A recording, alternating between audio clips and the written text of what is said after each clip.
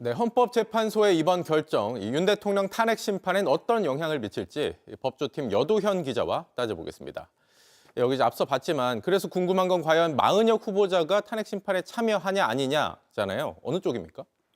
네, 원칙적으로 결론을 말하면 임명을 하든 안 하든 대통령 탄핵 심판은 현행 8인 체제로 선고가 납니다. 결국엔 참여 안 한다. 맞습니다. 일정 변경은 없습니다. 네. 이 관련 민형사법을 보더라도요. 이 재판이 종결되고 나면 이 변론에 참여하지 않은 재판관은 선고에 참여할 수가 없기 때문입니다. 대통령 탄핵 심판은 25일 이미 변론 종결했습니다.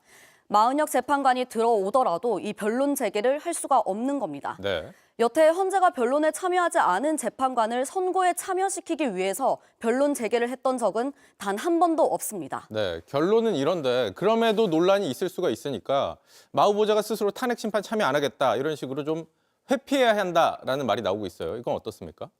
네, 재판관이 이렇게 스스로 회피 신청을 하게 되면 재판장이 그 판단을 합니다.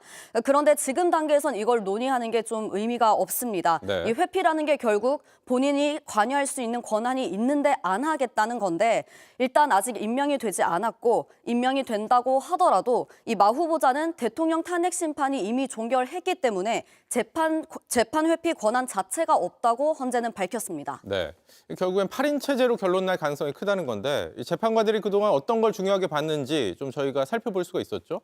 네, 재판관들의 의중은 이 심판정에서 이 재판관들이 어떤 질문을 했는지를 통해서 유추할 수 있습니다.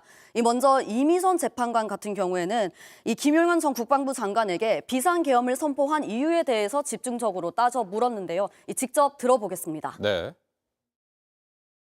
이 사건 계엄의 목적은 거대 야당의 경종을 울리고 부정선거의 증거를 수집하기 위한 것이다.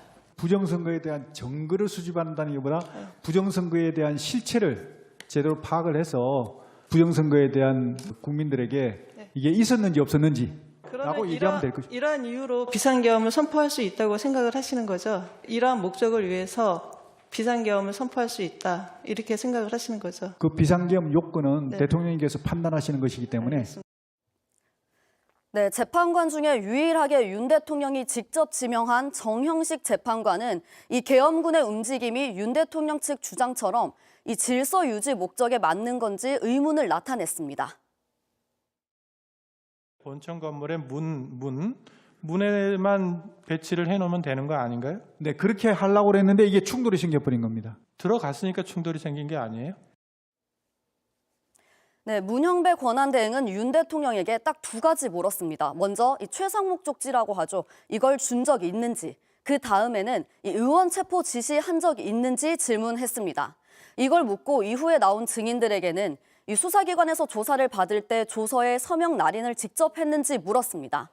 마지막으로 김형두 재판관은 이 심판정에서 증언을 하지 않는 증인들에게 이렇게 답변을 끌어내기 위해서 설득하는 모습을 보였습니다. 네.